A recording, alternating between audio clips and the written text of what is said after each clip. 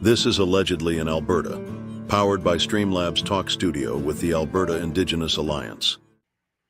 Good evening, it is Darrin Thompson with the Alberta Indigenous Alliance. It is Allegedly in Alberta. It is Tuesday. Welcome back, everyone. Apologies. Had some illness come through the house and kept us on the shelf a little bit. So hopefully we are sounding better than we were. And we got a little bit of new technology going. So hopefully that's working as well. And just see if we can get the camera going as well. All right. So everything seems to be working okay. And tonight we are joined by our friend, Angry Indigenous Woman, better known as Shar. Shar, good evening. How are you doing this evening? Oh, can't hear you right now. Nope. Nothing coming through. Is that better? That's better. Yes, thank you. So, okay. Yes, I gotta love technology. We were trying to fire up. That's why we were up later than we were supposed to. Everything was firing up, but we uploaded a few videos, so we'll take a look at those.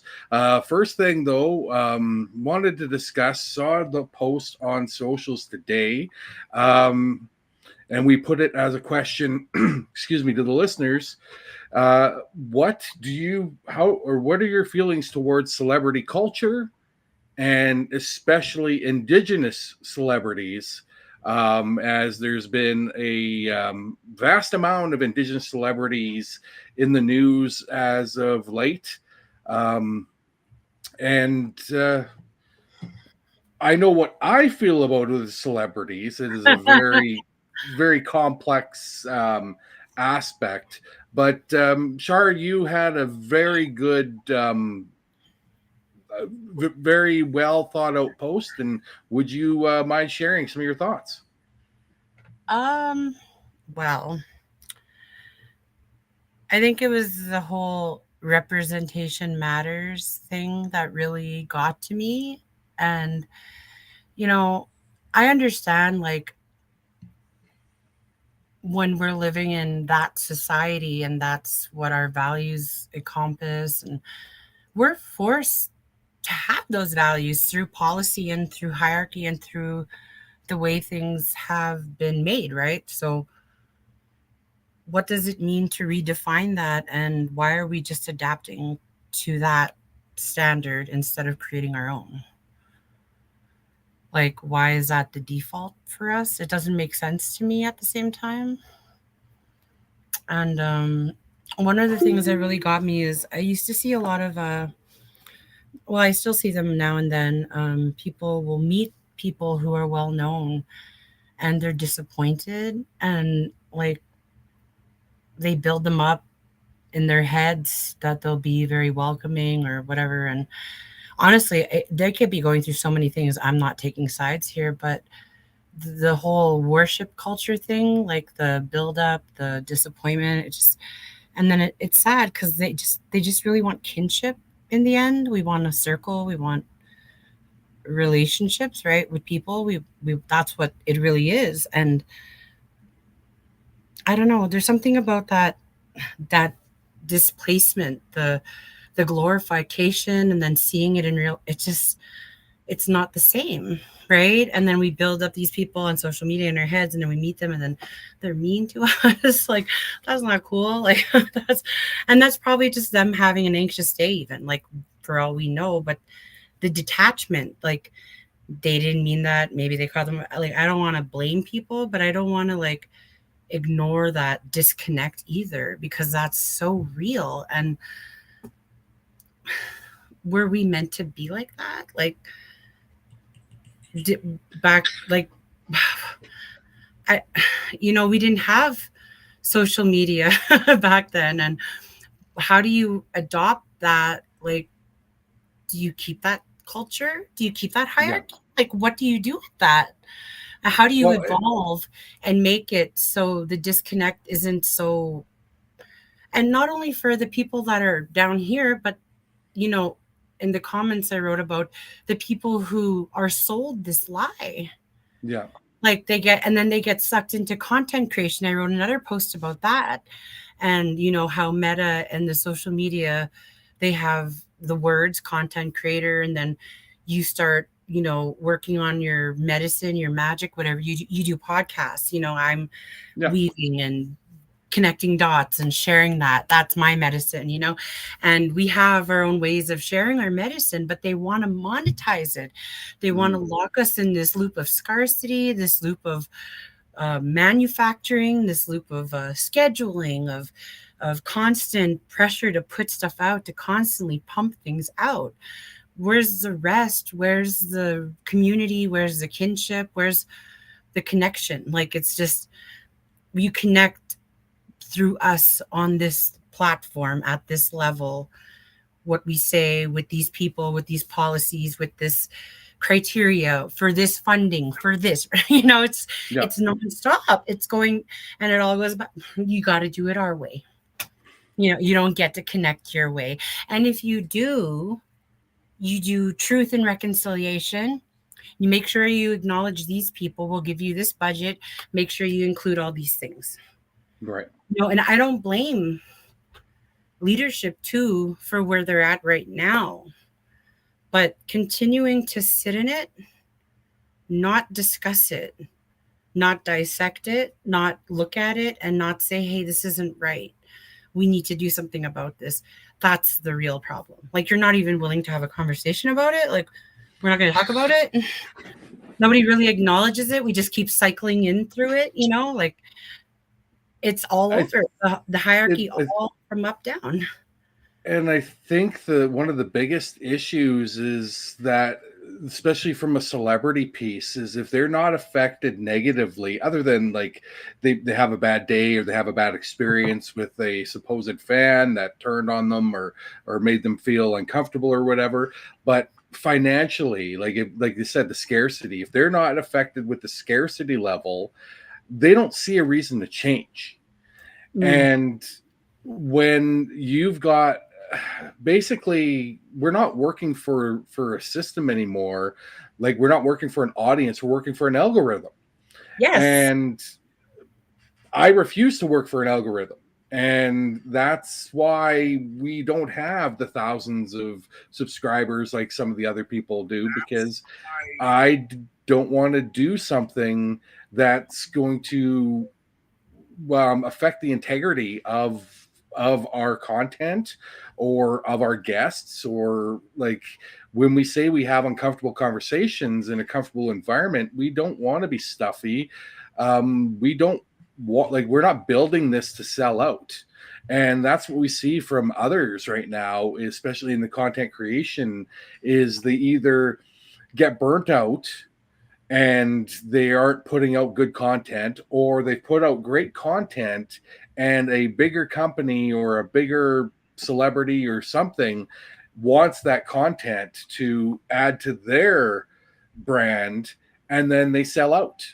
And I mean, biggest example that I can use right now, recently, is the new head of programming for CBS, who had one of the best Substacks and independent news outlet sort of podcast and video channel and stuff.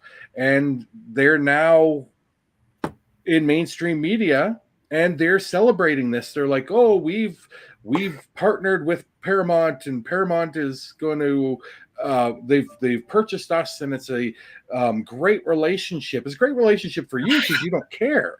But for any of the actual people that are trying to get the news and information, not from a mainstream media perspective, because we know that the corporate media are bought and paid for, just like our politicians. Mm-hmm. So we're looking for avenues to get real news. And the issue that we run into, and even here in Alberta, or even like just in Canada itself, is there's people that have access to the news or access to the news makers, but they are sellouts themselves. They present themselves as independent, but they really aren't independent, and they call themselves nonpartisan, and they're not that either. They are either they hide their political favoritism a little bit, or they just are, well, we are this, but we believe in both sides and all these sort of things. It's like someone telling me, well, you know what, it's a war happening in Gaza, and it's Hamas. I'm going, well, it's actually Palestine, and Hamas is just a group that was elected in Palestine, and they attacked the Israelis. I'm going, well, on October 7th, there was an attack, but there's also a lot of unknown information from said attack. And this was just one of retaliation from the 1940s, when it's just been living in an apartheid state. Like the Palestinian people have never had, since the state of Israel was created, they've never had rights or freedoms. They've always lived under an apartheid state and under Israeli authority. And you can say, oh, well, we treat them well or whatever. I'm going, then explain to me, if you treat them well and they have rights and whatever, why is there actual borders from states in Israel into Gaza and into what the, like, number one, everything is Palestine. Israel was created in Palestine. If you look into the Bible, the people that are all the religious want to push the religious rhetoric, in the Bible, the map is Palestine. It's listed as Palestine because the state of Israel was not created until after World War II. So what people need to understand is the fact that you have we have a genocide now.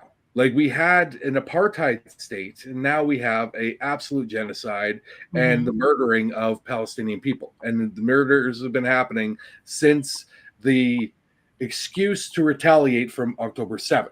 And when people hear me say things like this, they're going, oh my God, you're an anti-Semitic. I'm going, no. I believe in the Jewish faith. I believe that people should be able to practice any religion that is their beliefs, as long as it doesn't affect negatively on your fellow human. I'm anti-Zionist. And for whatever reason in our world, we decided Zionism is a positive. And I'm going, do you not understand that Zionism is like about murdering people? Like, it's about survival of the fittest. It's about that white patriarchy. It's about white nation. It's like white Christian nationalism. And we went from Judaism, now we have Christian Zionism, which is like this monster, the two-headed monster that's just ugly and despicable, and it is funded and just funneled with capitalism. So all these C words that really suck, like capitalism and colonialism and all these different things, they're now accepted because this is what people think is right. So when we're sitting here in Canada and we have a prime minister that's going, well, we're very happy about the ceasefire, but not commenting about the fact that even after the ceasefire was signed, Israeli forces have been bombing Gaza and the Palestinian people. Like, this ceasefire is just a smokescreen. It's just an excuse to continue the genocide of the Palestinian people. And Canada should be very well versed from genocide, as we are the nation of genociders of the indigenous population.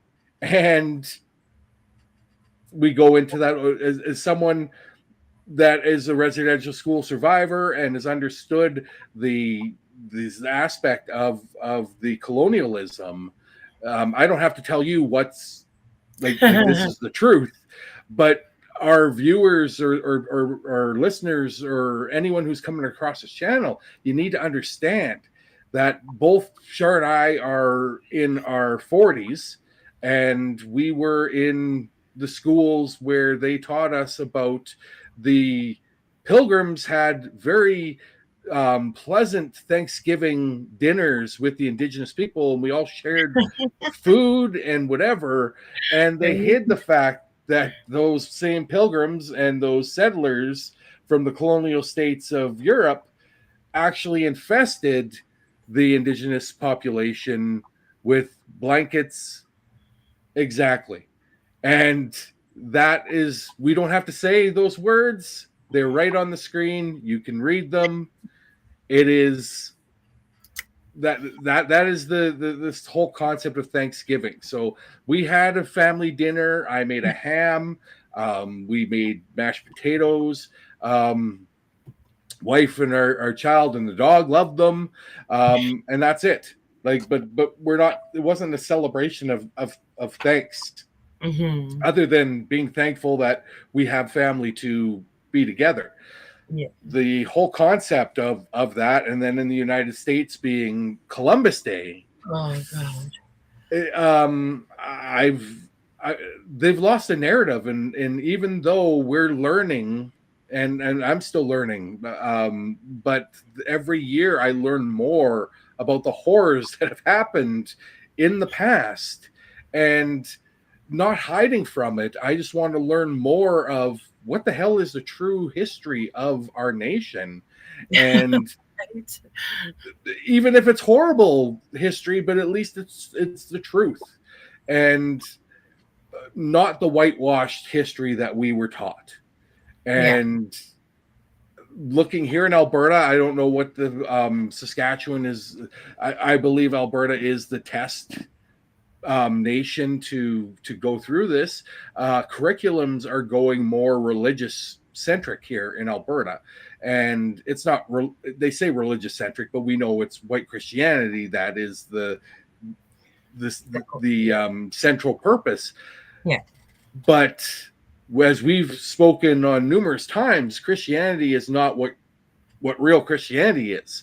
Like when we're talking about Christianity, you open the Bible and it's talking about what the creation of the world and those sort of things, but nothing about Jesus wants capitalism, or nothing against all trans people should be stoned to death, and all these different things, because then we bring up Leviticus.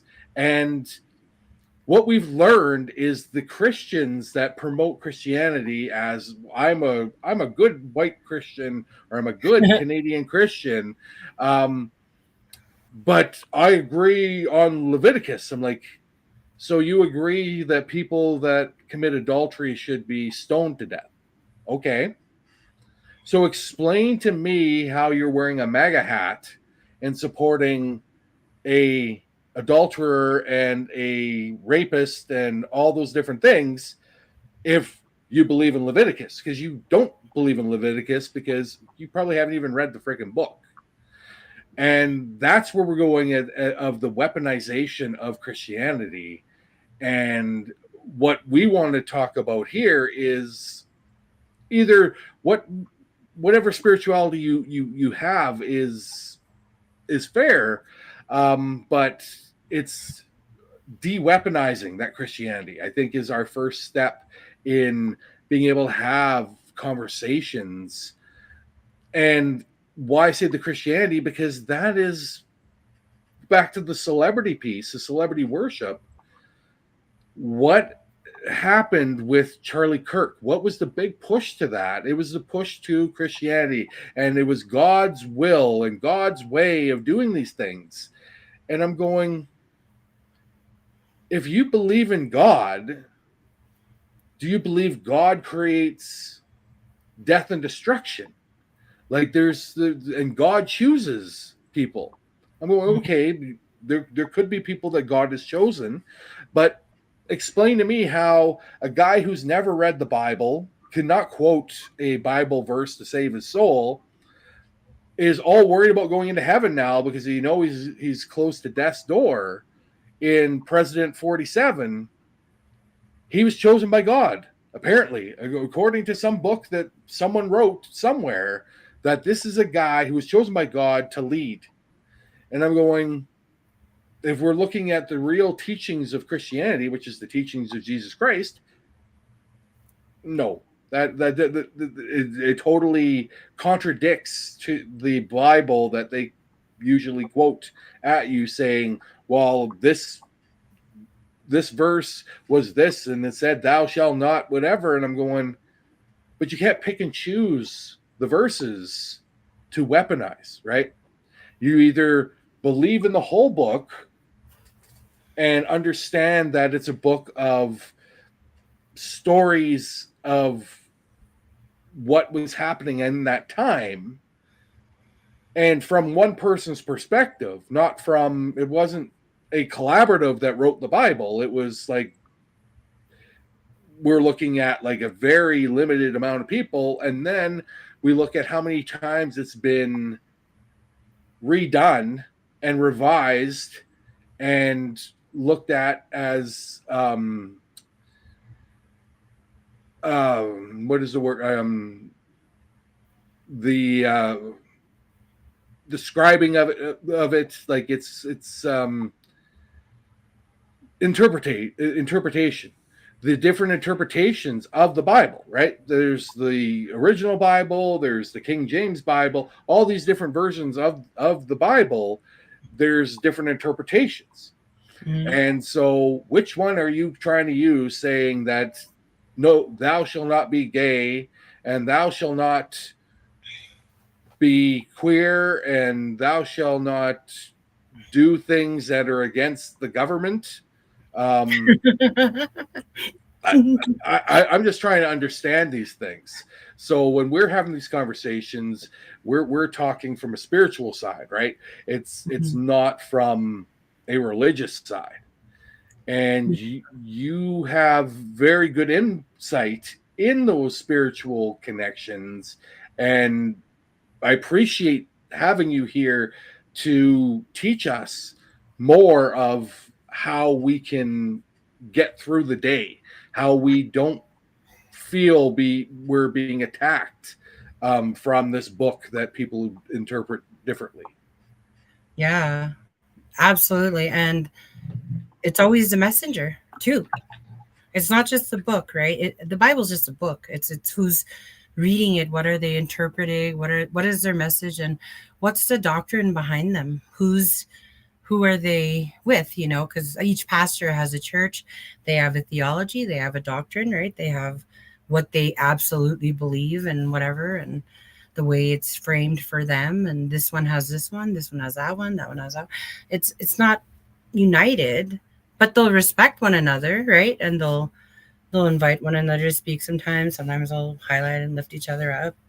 But a lot of the time it's that church, you know, and that's fine. And I can't remember what, I think it was Dr. John Snow, Chief John Snow from Stony, Lakota. I think he's, where's he from? I'm having a brain fart. Anyways, he's by the mountains. He wrote, these mountains are something places. I can't remember where my book is. Shit, it's somewhere. Anyways, he said something about there are many paths up the mountain, you know, but it all leads to the same place. And right. I had actually a thought about the Tower of Babel. Was that the Tower of Babel? And how they, you know, it was the language thing. And I thought that, you know, they did that with religion too. Yeah. Because it almost feels like all these things are connected. And we all just got fragments in different ways, or we were taught different things, or we just remember different things. And maybe the problem was that these people or whoever, whatever, came in and we were supposed to use this to connect with one another, but instead it was used to divide us, you know, or we allowed it to divide us. You know, we became polarized in our beliefs, and we didn't use it to connect. And for myself, I've always needed to feel like everything meant something for something. It wasn't just for no reason. I talked about this the last time, connecting events in my life, and I felt like they actually were part of a bigger scheme for me. And I think there is that there's truth to that. Like, now I do absolutely believe that now. And people don't like to purpose their pain. They don't like to actualize their trauma, or I didn't deserve that, and that's it. And they stay in that victim narrative too. And you're staying in that victim narrative when you keep saying that. You didn't deserve it. No, but what are you going to do about it? It happened. It's done. It's here. You're there. You're letting it define you still by saying you didn't deserve, nobody deserves trauma. Nobody does.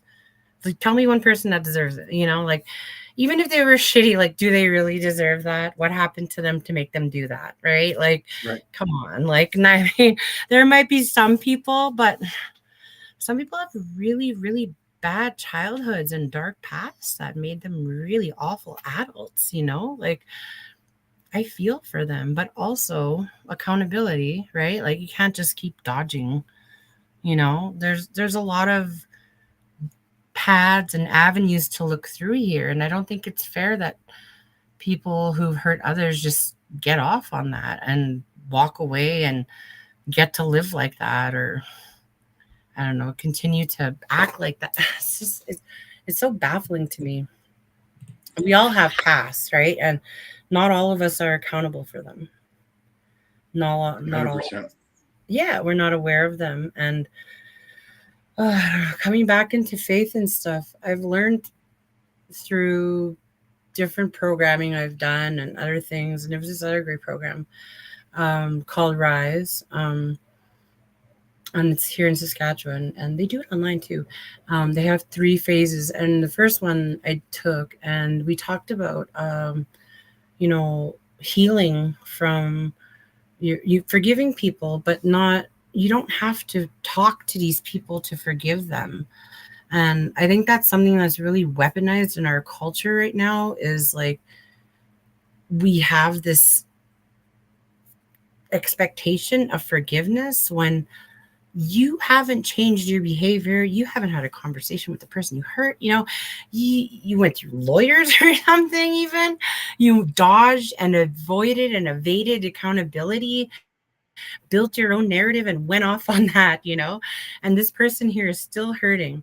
And it even gets to the point where if you're that disconnected from yourself, like psychopaths or narcissists can be, you can build a narrative so strong in your head that you believe you never fucking did anything.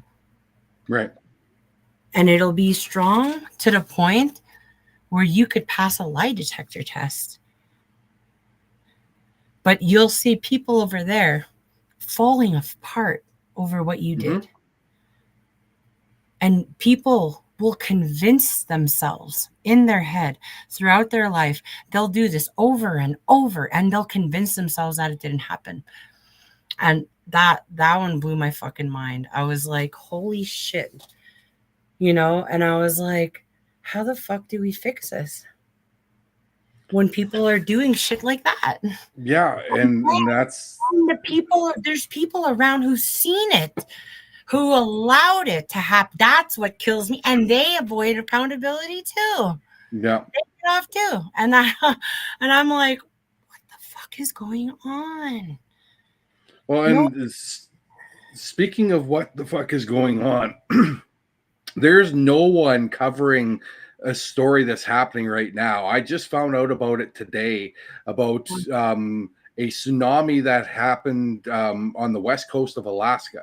And we've got video of the one of the individuals that was right in the middle of it here, and we're going to play it shortly.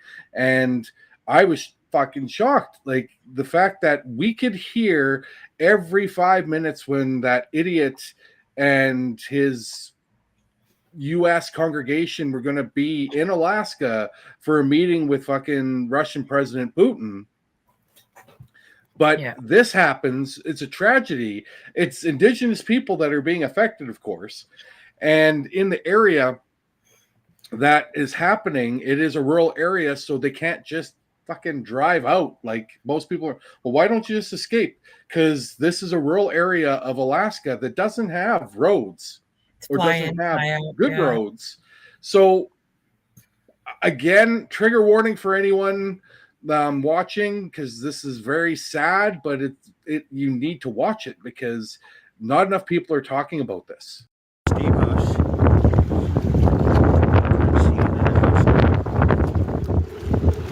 Yes. Hopefully my phone don't die, man. I'm using a little portable charger at 1%. I want to show you guys it's getting lower and lower. And we're gonna go check out the village. I want to show you guys the aftermath, alright? This is in Kipnik, Alaska, West Coast, Alaska. This is a typhoon. This was a typhoon in Alaska. It reached way under the house. It was hitting under the house right there. Like the flood last night, it was hitting. We couldn't go down the stairs or nothing. There was a house right here. There was a house right here, right where my finger's at. But now it's right there. You see it? It's right there. There were houses over here, right where my hand's at. But they're gone. We don't know where they're at. And then there's houses across town that went about 4 miles out of the village.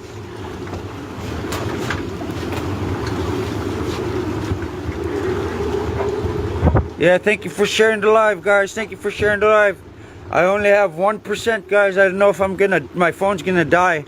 Just so you guys know, look, I'm using a little portable charger. Anybody here in Kipnik on this live, come bring me a portable charger if you can, so I can go live, you know. They were reaching 250 viewers. Thank you for sharing the live. Thank you for the gift. Thank you for the finger heart. Thank you so much. Look, there's a boat over there by you. Oh, look, there's a boat over there. Way down that way. You can't really see it though. I mean, like that part floated. Floated away. They can jump on that boat, man. What the heck? This is in Kipnik, Alaska.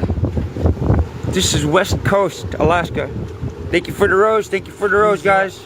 There's a lot of poles that are tilted. Yeah, there's a lot of poles, electric poles that are tilted. There's like these electrical poles right here. All these.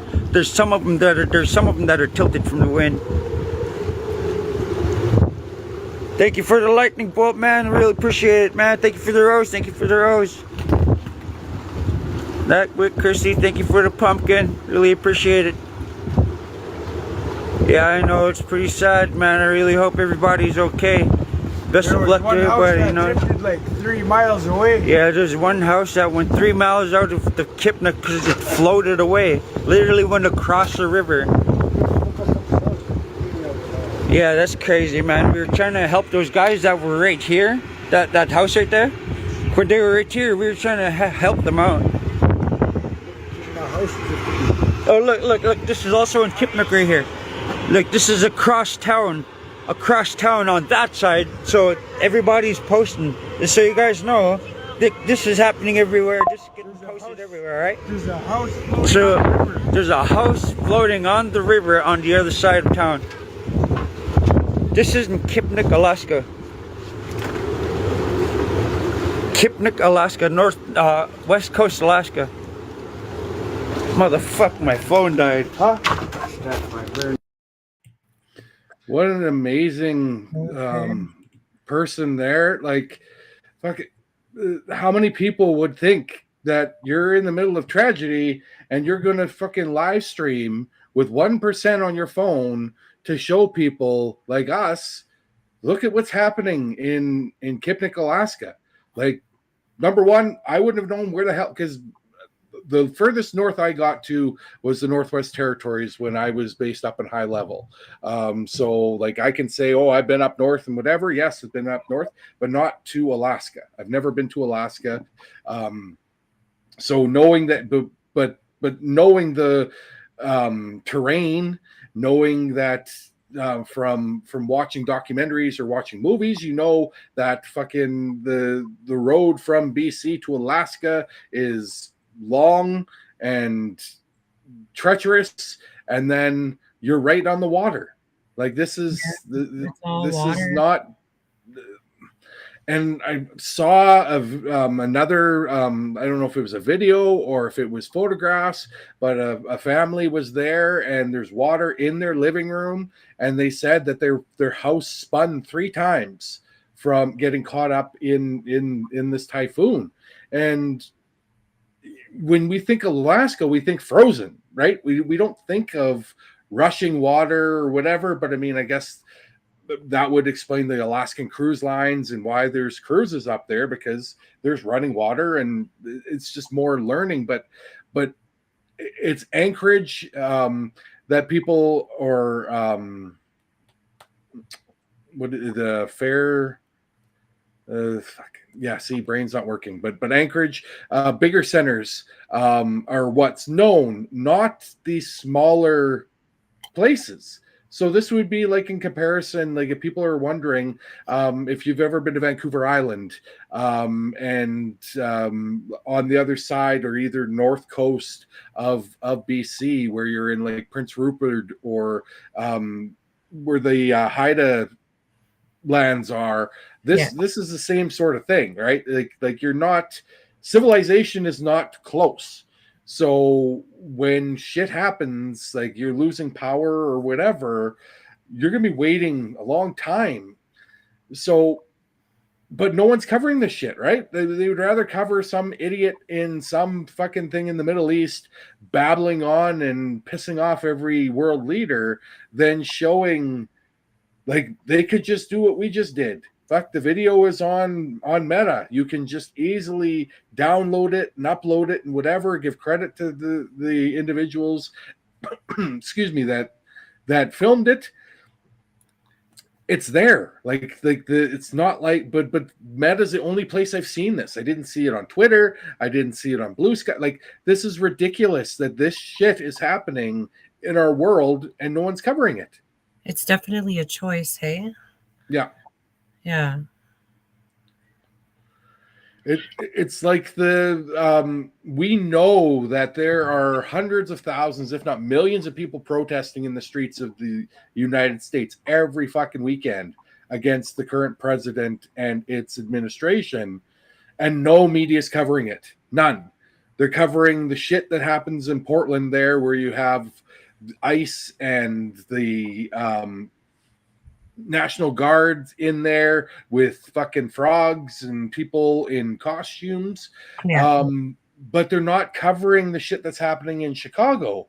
Like, yes, okay, you'll see the occasional whatever, but I mean, I just watched a video, a young girl, 14 years old, was fucking attacked by ICE, dragged out of a vehicle, thrown to the ground, and they're claiming, oh, well, she's the one who instigated it. I mean, like, she's 14.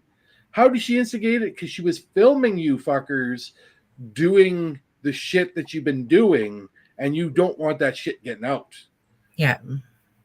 But then I go, well, how are we keeping anyone accountable? I mean, thankfully, in the country of Canada, we aren't at that level. We're fucking close.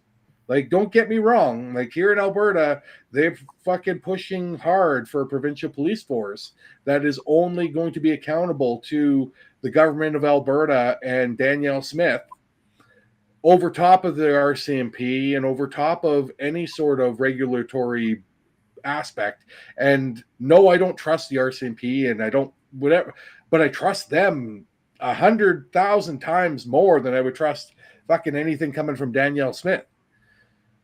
And a side story here, because everyone in BC or everyone in Alberta that is a peace officer, so your conservation officers, your sheriffs, everything is under the peace officer banner. They are all basically the Alberta Rangers or the Alberta Police Force having those abilities. So I was shopping last week, and I was at the Dollarama, and there was one of the peace officers behind me. And fucking, I was turned around. I heard something drop. I looked, he dropped his fucking phone. I'm like, okay, whatever. People drop their phone. Well, when he went to pick up his phone, he set off his pepper spray in the fucking store. Person behind him asked, hey, there's something orange leaking on the floor. He's, oh, yeah, that's my pepper spray. Sorry. Fucking hurries to the cash register, pays for his gum or his pop or whatever, hurries out. The cashier is choking from the pepper spray that he's fucking sprayed, and he's just running out. So this ass clown who can't fucking pick up his phone without setting off his pepper spray has also got the ability to carry firearms. And I'm supposed to feel safe in this province that this clown is going to be able to uphold the peace, which means anyone who isn't white will be arrested, assaulted, possibly shot and murdered, because this is how our police system is. But this ass clown can't even fucking not set off his pepper spray in a store and took no accountability for it. Like, it's orange shit on the floor, which is like poisonous.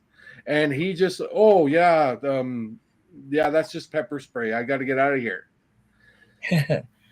Wow. Anyway, so that's I'm just sitting here going, oh boy, this is what we have. This is our, and we're raised. I know you would be raised differently, but for myself, I was raised, the police are the helpers.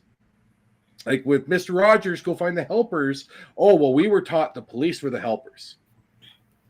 Well, the police are helpers for the people that are of wealth or of power, of whatever. That's what they are designed to do. They're designed to protect the wealth of the wealthy and the power of the wealthy. They're not supposed to be protecting the average citizen. They sell you a bill of goods that they're there to protect you, but sure as shit, there is more people fucking protecting the expensive areas of town than there is in, say, the slums or the ghettos or whatever term you want to use for the lesser than neighborhoods in communities. Yeah. Yeah, definitely. I you lost me there somewhere. I'm like, no, that's okay.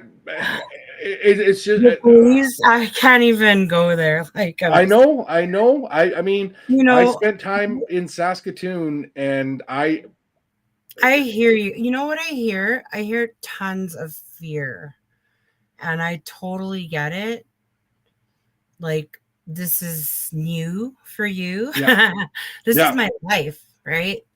This is my fucking life. Right. I'm actually going through an eviction hearing notice bullshit right now. And then, like, this is my life, right? Going through a breakup, a lot of changes in my own life, you know, being Indigenous, being a residential school survivor, intergenerational survivor, trying to exist as a sovereign Indian in this world where they say treaty matters, but they're lawsuiting our rights through clauses, right out from, and our people are allowing it.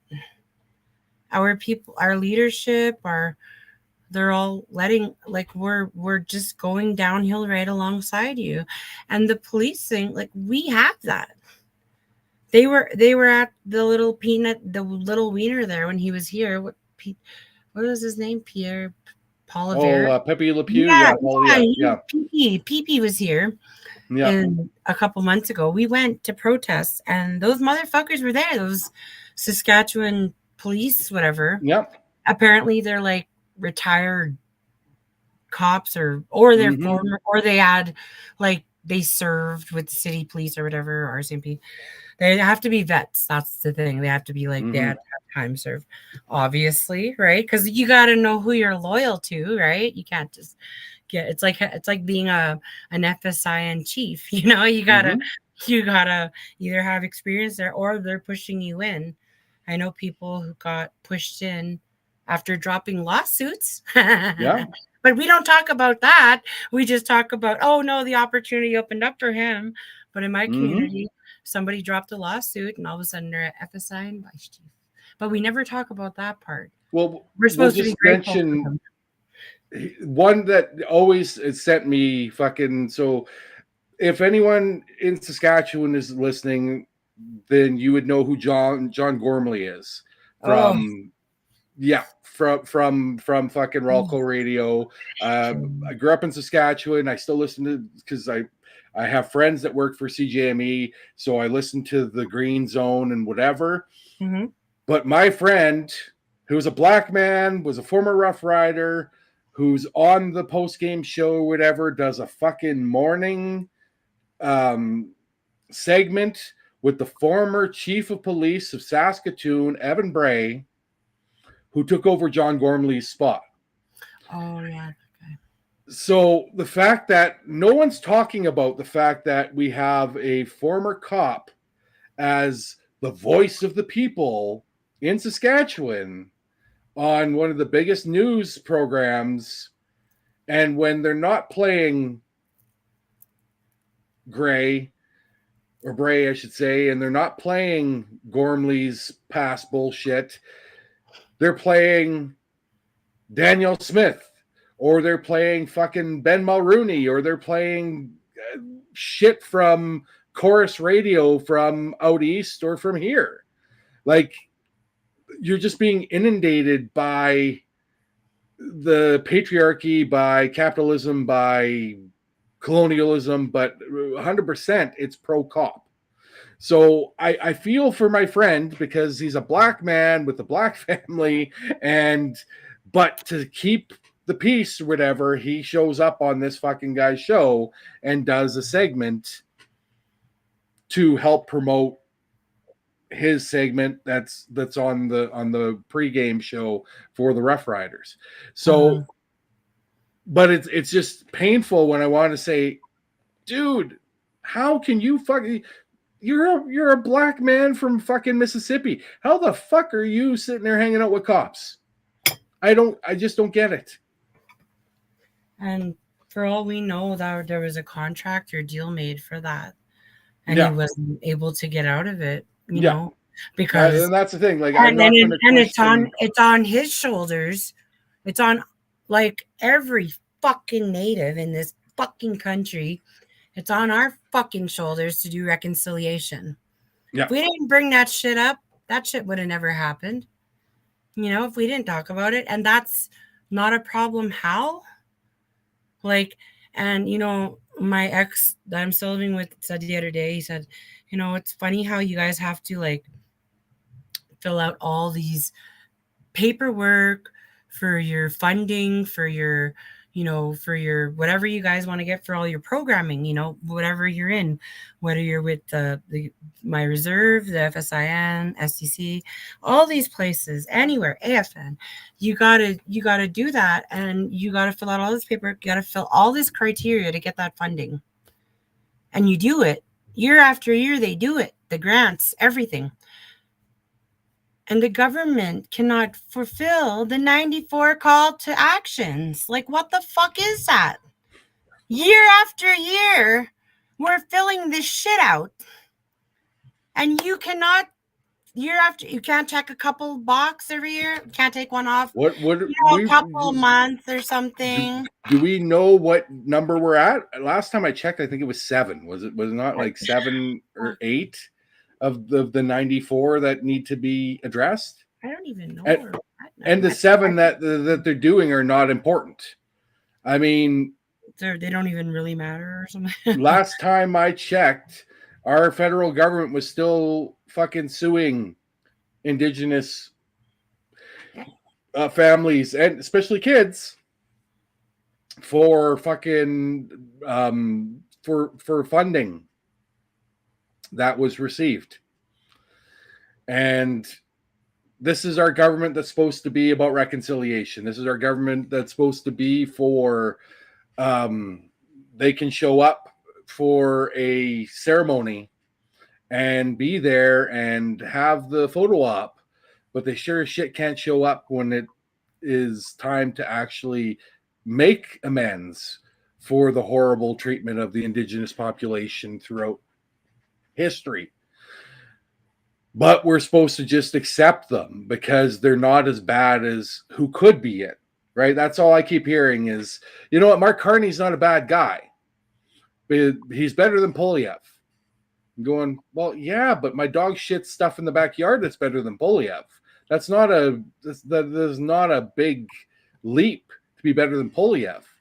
But what has Carney done for the Indigenous people? He talked a good game when he was asking to be elected, when he was in the leadership race for the Liberals. He talked about how he's going to do this, that, and the other thing. And there's been certain things that have been brought up, but nothing of real substance. Like, it's just a lot of like outside shit, right? Like, it's not like you're going right in and fixing anything. It's like basically looking at a house on reserve land that's fucking just destroyed inside and going and putting on new fucking shingles and a couple of shutters on the outside, even though inside it's not livable and it's been left to just disintegrate. But you're going to fix the outer side so it looks pretty, right? Yeah. You like bricks that are falling apart, those are fixed because it's the outward look is what matters to people, is what people see from the outside. They don't want to see what the hell's happening inside. And that is the description of how our government relationship with the Indigenous people is. We can have the chiefs of various territories and the FSIN represented Cindy, was it Blackstock? I think so. Yeah. Going to all these different things and meeting with Polyev and meeting with this person and meeting with that person, but fucking nothing's getting done. And well, the thing too that you're not getting to is just because they're meeting with them doesn't mean they're representing us and and this is the key, is the fact that you have your own people that aren't there. Our hereditary people aren't even being acknowledged, like our hereditary leaders, and that was purposefully. Like, there was okay. After the treaties were signed, maybe 20, 30, 40, 50 years later after they were signed, there was a disconnect from hereditary leadership and Indian Act leadership was implemented, and that democracy was introduced to our people. They say, it was taken from our people and then thrown policy, and then, Indian Act. So we act that way. And then, and then given back to us. And then this is how you do it now. And we're like, oh, okay. And so that's where we are now. And the people who have heart and a love, an authentic love for our people who want what's best, who don't only look through policy, they're being ignored. And it's not only their fault too. This is written in the policy that they're continuing to allow, FSIN. You don't have to do FSIN. Your band could pull out of it and get that money back and stop giving them money. No. You guys can form your own sovereign, tribal whatever, or just negotiate with the government yourselves. Or better yet, let's just let's say no, this isn't working for us. So maybe we should reconsider this treaty because this isn't working. So if this isn't working, I don't think you should be allowed to continue extracting or doing things until we sort this out, because that's not cool that you're still allowed to do that. Bill C-5 bypass all that shit for corporate interests, for money. Like, that's it? Like, what about us? Like, what about the original intent of this? And our people, like, do you know that there's 5% of the Indigenous population of women is 5% of Canada? And there's over 50% of us missing. About 50% of us missing. Yeah, that was the stat. So you know about the people missing, yes. The fact that you're 5% of the population, no. That is news for me. I was like, what the fuck are we doing? And why aren't we what is going on here? Why is this allowed? And then what was the other one? Half the population of there was, oh God, I can't remember what that stat was. It was about kids in care, but it was like 80% of kids in care are Indigenous or some shit like that. Yeah. And I was like, and a lot of them are in the foster system, which is not safe. That you have foster parents that have multiple, because they're just in it for the cash. They're just looking for the payout, right? And then something happens and nobody's accountable for those things either. Those just go right through. There's so much that happened. Like, holy fuck. Yeah, and we just keep looping back. It's the grassroots, and then back to the chiefs, and then back to the grassroots. Where's the connection? Where are we meeting in the middle? Why aren't we talking about this more? Why aren't we having bigger conversation? Why are you guys only having conferences where you have to pay? You guys all pay. You have the money. You guys go there. You guys do it. And where's the rest? Where's the connection between the both? Like, I don't see this. There's a huge disconnect here. For Starlight Police, but this one pisses me off. For them to do what they did to these men, Stonechild and all of them, and then go and like build their new headquarters, put that fucking statue out front, of that woman. They break themselves on the backs of our men. They kill them and do all that stuff, break their fucking bullshit, their trust, everything. And then they try to use our missing and murdered Indigenous women to get back up again. That fucking kills me. I was just like, really? You guys have no fucking class whatsoever. No taste, nothing. Just fucking classless and disgusting. It disgusts me.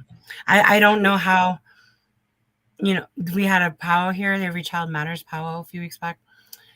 They blanketed them. They brought them up there. They gave them, I was like, no, absolutely not. I stood up, I turned around. I was like, I cannot watch this. This is disgusting. We had a similar situation.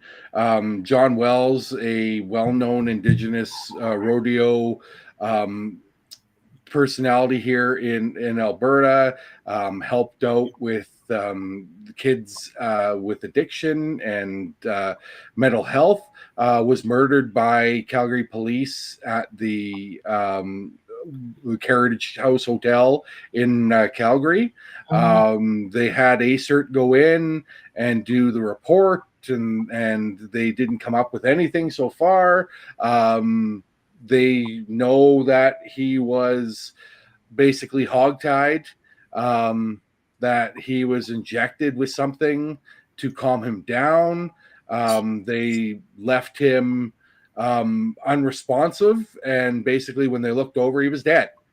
And those officers that were there were then fucking honored by feather ceremony from the tribe that John Wells was from.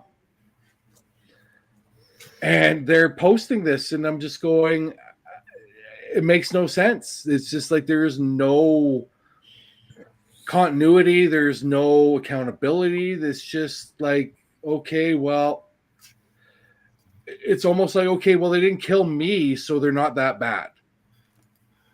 Like, we're at that point where as long as I'm still alive, then that person there, even though they're despicable and murder people, as long as they don't murder me, it's okay. I was looking into eagle feathers and how to obtain them, hey?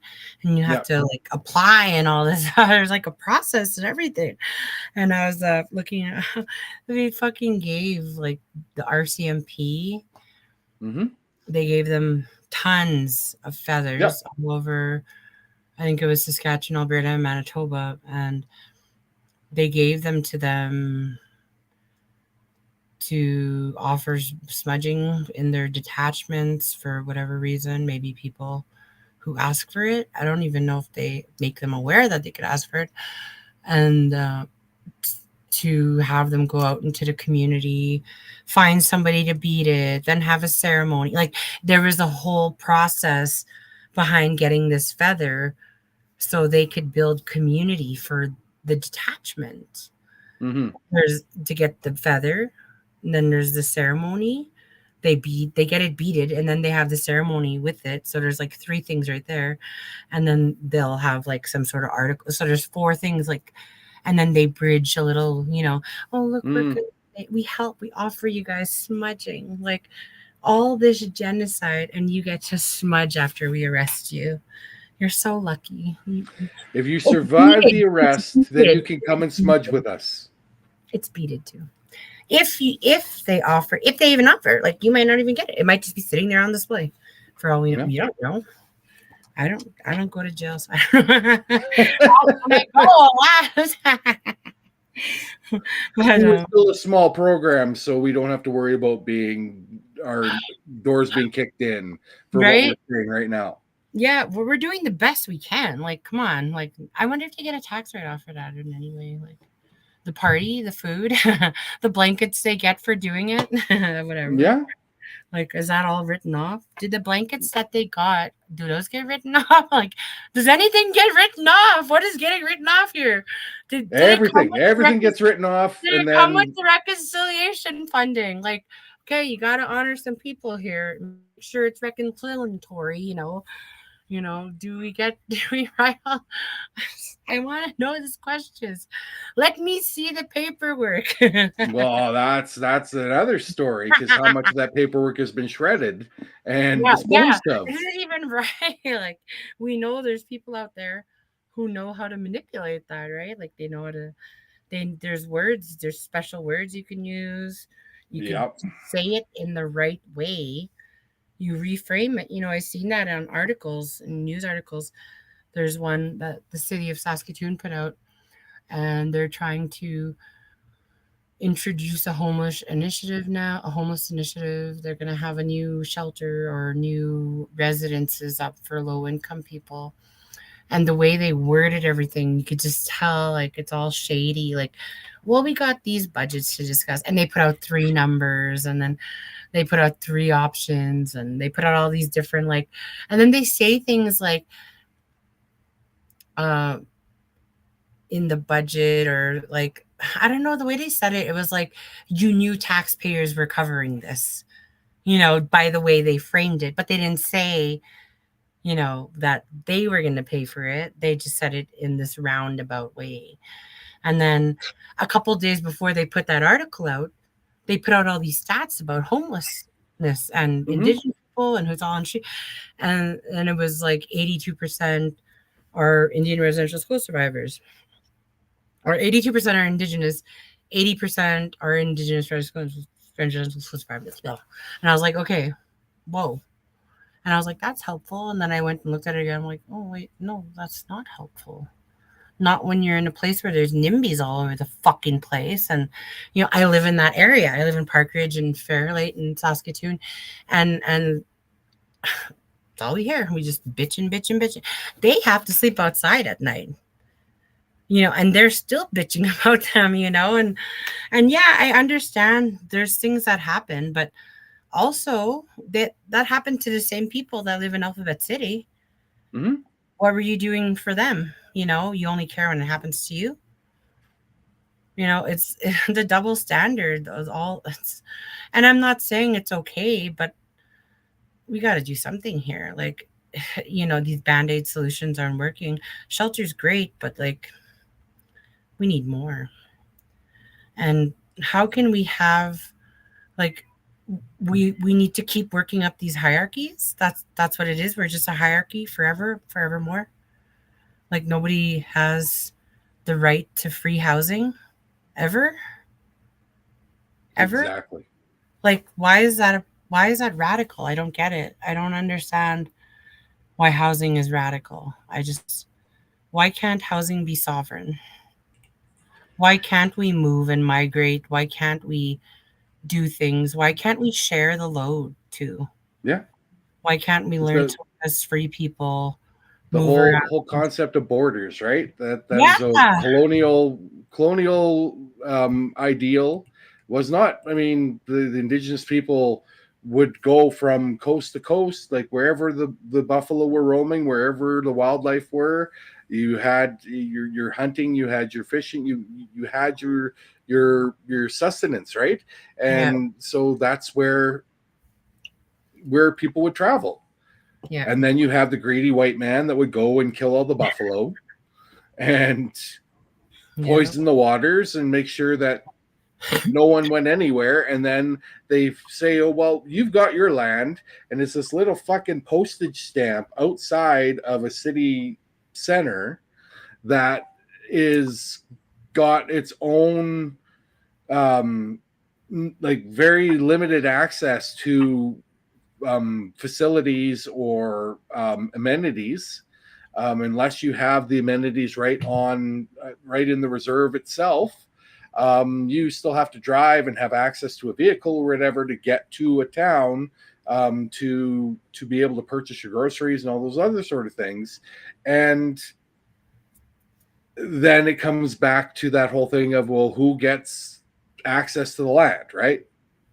Mm-hmm. And is it hereditary? Of course not. It's only hereditary when it works for the nation. If the nation is if it's a bloodline of importance, then yes, then it's hereditary and whatever. I can say my experience on Vancouver Island and Cowichan with the George family and having the young daughter that I worked with that fucking was like a disaster, but she was one of the most important fucking building managers and whatever, because her grandpa was the original land I guess caretaker would be, because no one owns the land. This is what people need to understand. The ownership of land does not exist in Canadian and colonial ways. It does, but in Indigenous teachings, it's about the land owns caretaking. us. The land owns us. We're stewards and caretakers of the land. When things change, we wouldn't be collecting taxes to to pay for things. We would be submitting, to pay for steward, because we want to take care of it, because it's a part of our responsibility as a human being. But then it comes back to the whole concept of money, right? Yeah, well, it's not just about that too. Like, if you can't pay for it, or maybe you're not able to, or maybe your money's tied up or something, what if we had a universal basic income still, and we did do that, and your money's tied up? Okay, so you give back in maybe a month, maybe you can service the land in some way. Mm-hmm. Maybe we have collective farming that sustains locally instead of manufacturing, or trading with the next place. They can't do that, so we have a trade system going on rather than constant manufacturing, like trading and living locally, moving with the land still, like setting up roots, setting up things. Like, we can do that. We're intelligent people. Like, we've got the capabilities, we've got the technology, we have the smarts, we have the manpower, we have it all. We just need the guts to fucking do it, right? Like, to pull through and say, yeah, we can do this. We can. We're capable. We're okay with making mistakes on the way. Right. That's another thing. And fixing them and being accountable for them. Like, hey, maybe that didn't work this time. We should try it this way this time, you know? Like maybe these people aren't that great to trade with, or maybe their product will work better here and we should use theirs, you know? Like there's so many things that we could do, we could work out, but we don't even consider the possibility of another way of doing things. And it's like, hey, you know, you've had a lot of time to be in, like, Canada's 150 years old, like, you know. And you and I talked about this earlier. We talked about people, Columbus Day, they're so proud, you know, they're so proud of their country and they're so proud of everything, and they're like, oh, we love Columbus and all this shit. And it's like, okay, great, like, but you've had all this time and we're still like this. Like we're suffering. You're proud of this mess? Like this is okay with you? No. This is okay to you? Because like, no, that's not right. And like, if you think this is okay, there's something wrong with you. I'm sorry. Like this is fucked up. And the fact that people defend it is just, oh my God, like defending this whole system. They don't see the democracy. They can't see a joke for what it is now. Like, no, it's nonsensical. It is something that is very hard to believe. That's something that really pissed me off. Oh my God, I cannot. So seeing that we're saying about nonsensical, we are not nonsensical here. This is allegedly in Alberta. We are joined by angry Indigenous woman, our sister from another mister, Shar. And we're going to take a quick break here. Found a clip of a beautiful duet. Hopefully it's not appropriating culture. What I saw looked good. We're going to play it. We'll let you guys make the decision afterwards, but we'll be back shortly. Where do I start and how do I say it? My voice is so tired and I cannot fake it. Our mothers, daughters, sisters going nursing every day. Hard to feel hopeful when hope feels so far away.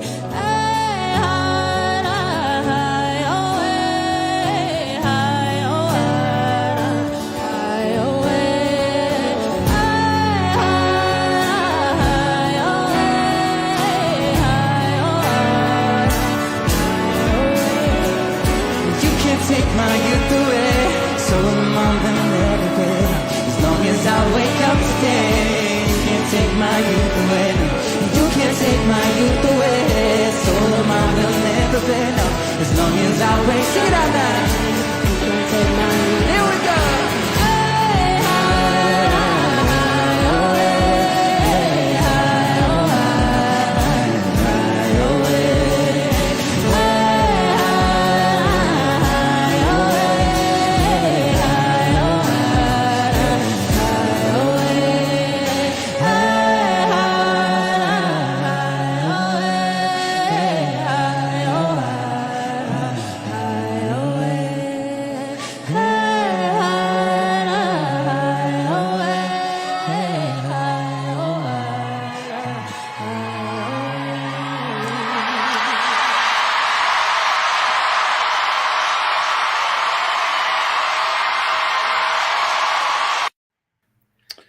It was Tia Wood, Shawn Mendes, a duet for the ages, and beautiful music, collaboration, and we had to share that as, but saw that. It was a very nice. I mean, Shawn sings great music. I'm sure Tia is a fantastic artist.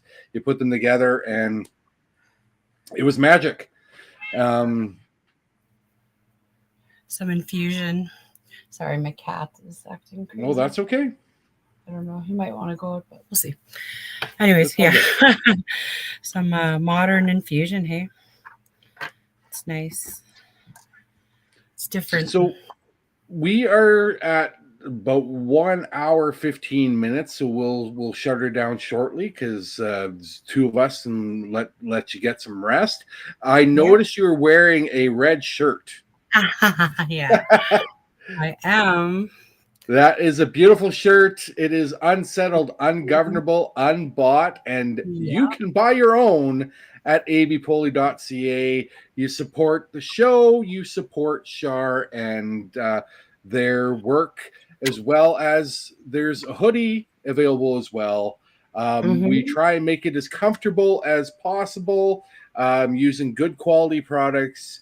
And our distribution center is an Iranian-owned operation. And there's the hoodie and nice warmth for the prairie cold that we're getting. And again, abpoly.ca, you can get that. And we're going to add some new merch coming up.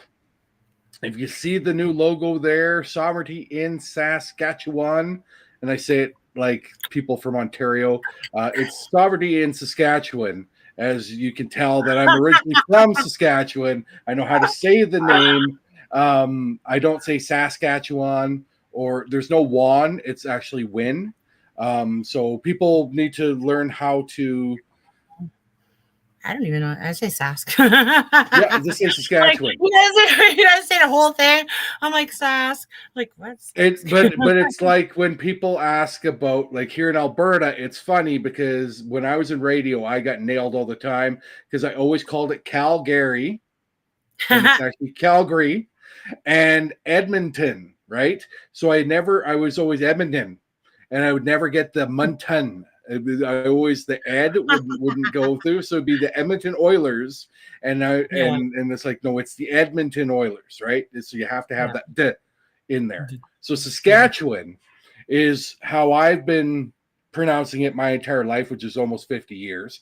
And so when I hear people from the East or people from here in Alberta say Saskatchewan or Saskatchewan, I'm like, it's not a Wan. That one. Yeah. or Wan. It is a win. Like even though it is spelt with a Wan as in W-A-N, it is pronounced win. Win. Yeah. Yeah. So people from Saskatchewan would understand that. And I said hoodie, but we know that that's a bunny hug. I was gonna say that. I was like, "What are you on? Like, why are you calling this?" Because when we're talking to Albertans, I say bunny hug, and they're like, "What the hell's a bunny hug?" That is a bunny hug. That is a red bunny hug. It is red bunny hug. Got the design. So that was the funniest thing. Meeting my wife, and I said, "Yeah, I'm just going to grab my bunny hug," and she's like, "What the hell's a bunny hug?" I'm like, "It's that thing, right?" It's that's a hoodie. I'm like, "Sure, hoodie." Well, it's like.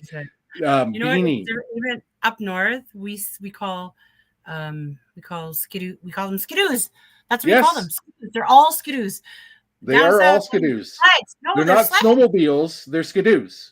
They call them sleds in eastern Saskatchewan somewhere, and I'm like, the fuck is a sled? Like, you mean where you go sliding? And they're like, no, that's a skidoo. Sledding. Because the skidoo is a brand name, that's where they go. But I'm just saying, it's a snow machine. No, it's a skidoo. A snow machine is what you fucking push to get rid of the snow. That's that. But anyway, that's the. So there's terms in Saskatchewan that a lot of people don't know. So we always have the fun thing. Like when I was working with Charleston Hughes, who was with the Rough Riders at the time, I called it the 39 sack bunny hug, and that's how we got sales because they're like, oh. I know what a bunny hug is. And then we're talking to people in Alberta, and they're like, what the hell is a bunny hug? It's a hoodie. The bunny hug hoodie. And then everyone was happy, supposedly. I don't know. And they're like, well, where'd you get bunny hug from? I think it was the amount of Pilsner that we were drinking when we put on the sweater, and we're counting the bunnies that were on the Pilsner bottle. So that's another Saskatchewan thing. That's so Saskatchewan. I believe it. Yeah, because people, what do you mean bunnies? And they count the rabbits on the Pilsner bottle. So I swear to God, a Pilsner phase, and I'm from up north. So know that Pilsner is not a good beer. Like let's be real here. It's terrible. It tastes like yucky. It's very yucky.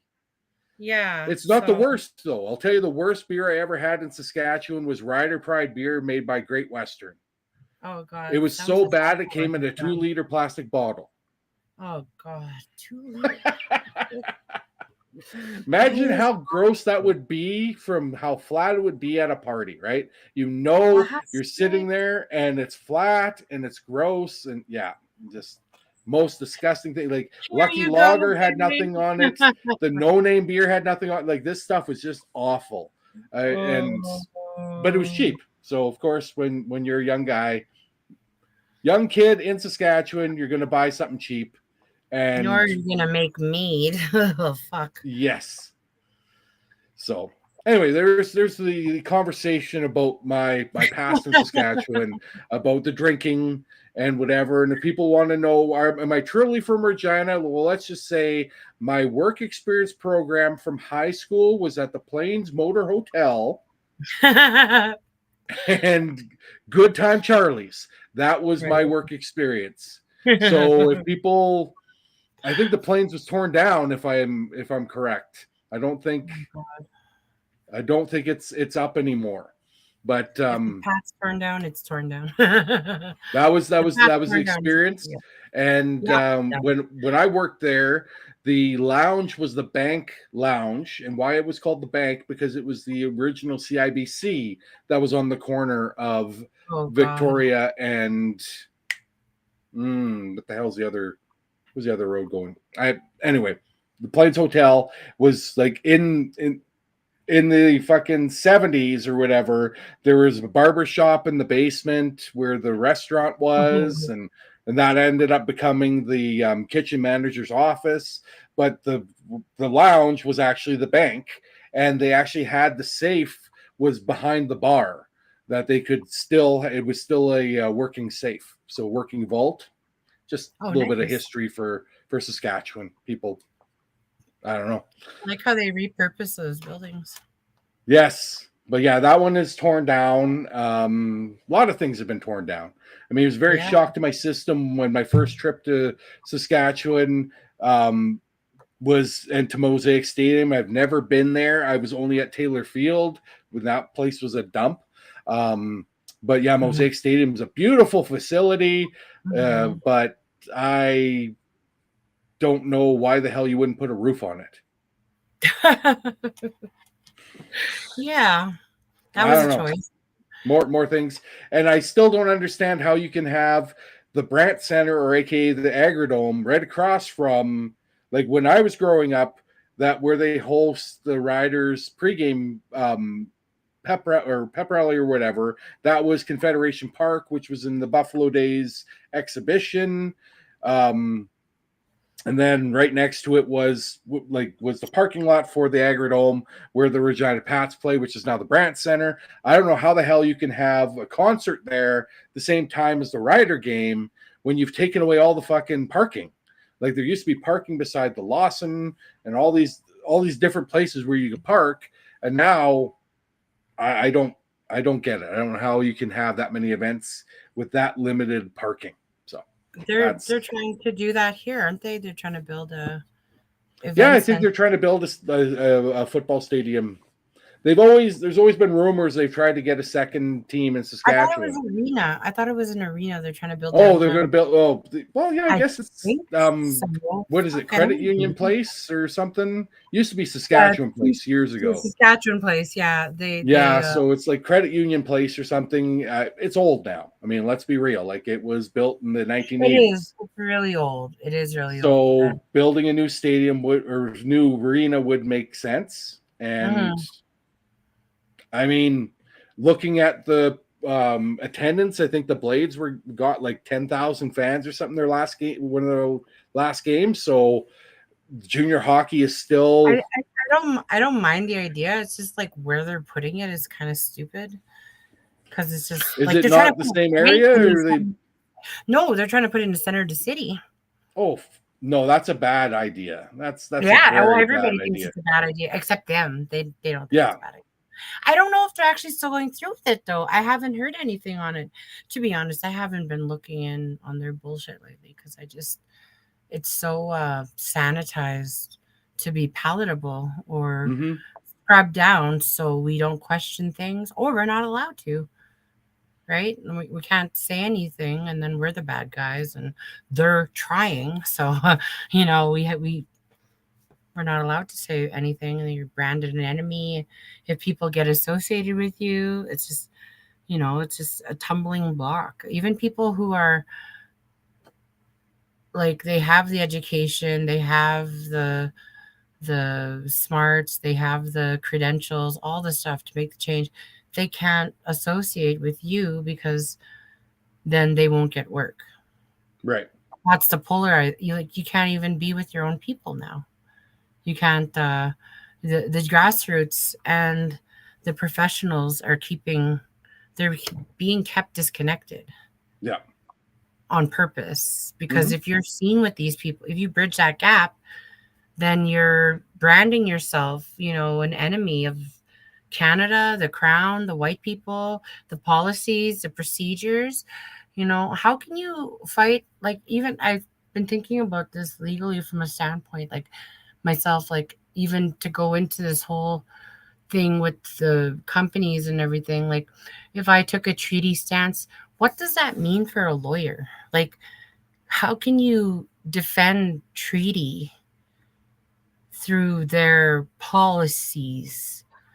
Like, would that even be possible?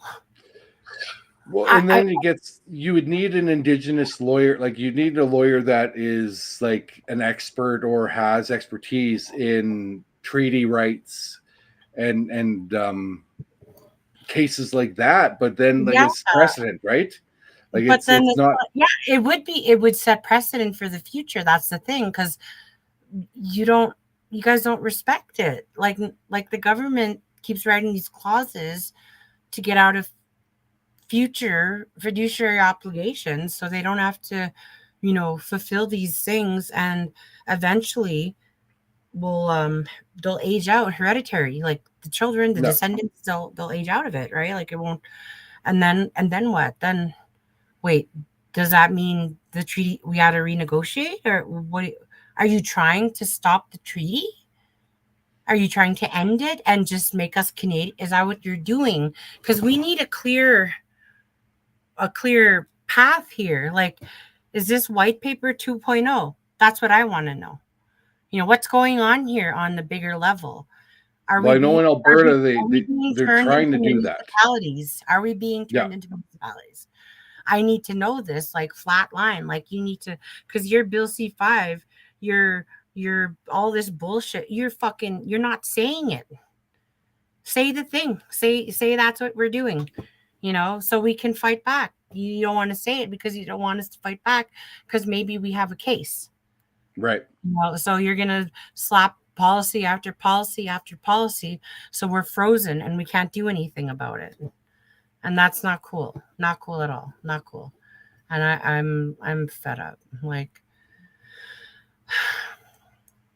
as the great granddaughter of Big Bear, I am fed the fuck up, and I'm just saying no more. We're not doing this anymore. We're sovereign in Saskatchewan. There you go. See, and it's right there. And we are going to continue to be sovereignty in Saskatchewan. Yeah.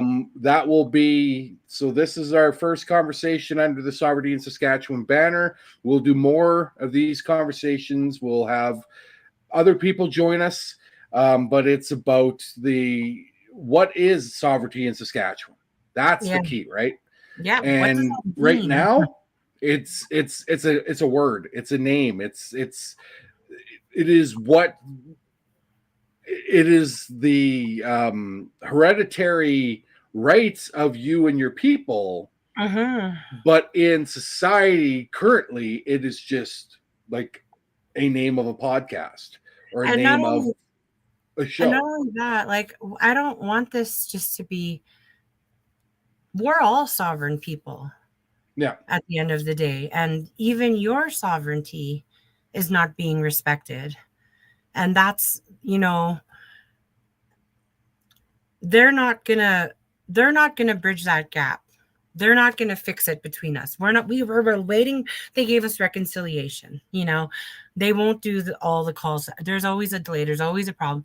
Fuck it. Okay, You guys can't do it, then we got to do it. So we'll start. We'll do it. And we'll say, fuck this shit.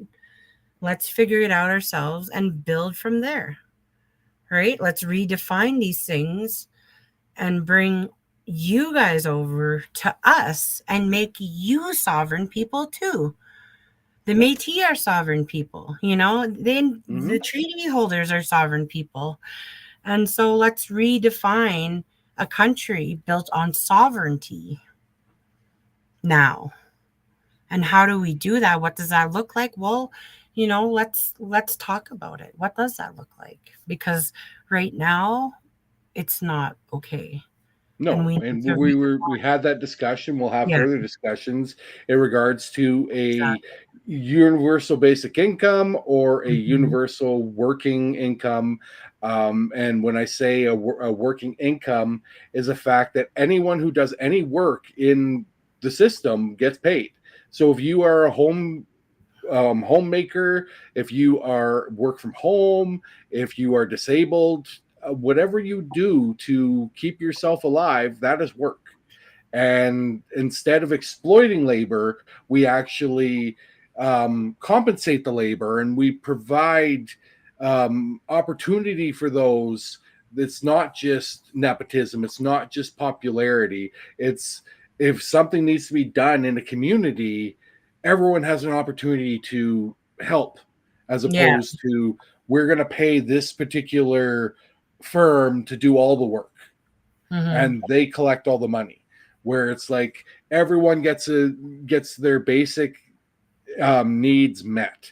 So your rent, your housing, your food, your utilities, and your utilities include high-speed internet. I don't give a rat's ass what people say. High-speed internet is a necessity now. So you've got your internet, your phone, your heat, your hydro, hot water, food, lodging. Those are taken care of, and then your basic income is for all. Can you imagine? I know. Not being worried about where you're fucking next, where you're gonna sleep, where you're gonna eat, what you're gonna do for entertainment. Like, it's all there. It's taken care of. You can create. You can live. You can stop and breathe for a while. If you need to crash the fuck out for a bit just so you can heal and breathe, because all you've been doing for years is surviving. You can do that. Can you imagine? Like, oh my God. It's like they're like, people tell me I'm talking about utopia. I'm going, no, I'm talking about actual something that could be realistic. It's not just a fucking pipe dream. It's something that could work. And then when you're ready, you're done, you're rested, you're full. I feel better. I want to contribute. How can I help? Feeling and that's the whole thing is if we're allowed to contribute what we can, not forced to work for a capitalist system, people's health will be better. People will live longer. We will be able to focus on things that would be bringing joy. Like, why the fuck are we not allowed to promote art? From music to artists to poets to whatever. Like, if we're looking at, everyone talks about let's make it great again, right? All this bullshit about it was so good this many years ago. Well, let's go even further back than what you're thinking of. Let's go to when there was fucking the poets that were fucking, that was your entertainment. You had poets, you had songwriters, you had whatever in the fucking square. People were fucking sipping tea or drinking a coffee or whatever it is, and you could fucking relax. You could have your family there. We're not worried about whatever. Crime is going to go down because if everyone has a fucking basic income, there is no need to steal. Yes, we have people that are going to be doing crimes because fuck, it's just what the system is. But then by that point, rehabilitation is an option. It's not just, okay, you've committed these crimes, we have to lock you up. It's like, why are you committing these crimes? Okay, you're dealing with trauma, you're trying to survive or whatever. Well, now we're giving you this system to help you survive.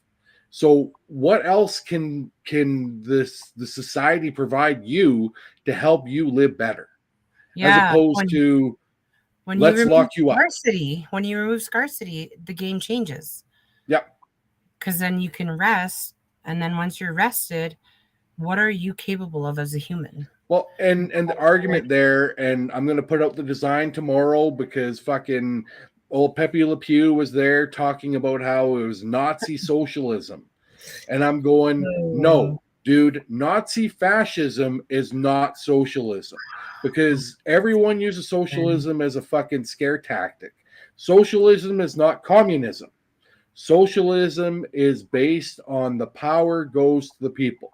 So the power is to the people that are creating the merchandise, creating the system, create whatever. That is where the power is. So it's employee driven, not even employee, but it's people driven. So it's not like you have an oligarch or whatever deciding the things. It's society itself deciding on how we should go. And if there's people that want to make profit and still make money, it's still there. But it's not there at the detriment of other people. You're not going to be able to exploit I don't labor. know. I have a weird, listening to that, I'm like, I don't see it. I don't buy socialism either. I don't think it's I think it's okay, but I think the problem with it is that it can constantly be exploited, because you could still build capitalism on it and imperialism, and that's just too risky. And the thing with communism, when you look at it through a Eurocentric lens, yeah, you're gonna see Russia, but we were communists. My people, like, we lived in communes, we lived in groups, we lived in communities. I wouldn't say we had a communist system, but we had a clan-based kinship system. But we lived in communities, which is what communism is based off. And our people did have a hierarchy, but it was hereditary. And it was acknowledged because you recognize people who were born with spiritual gifts, who had the discernment to see and decipher who would be leaders in times. That was the difference. It's not a hierarchy of like oligarchy, right? It's not the same thing. It's completely and people try to say what they try to they what is this thing? Marxism. They compare us to Marxism a lot. I hear that a lot, and I don't agree with that either. It's not the same. See, I use the term the socialism because that is like it's about taking the power away from the above, right?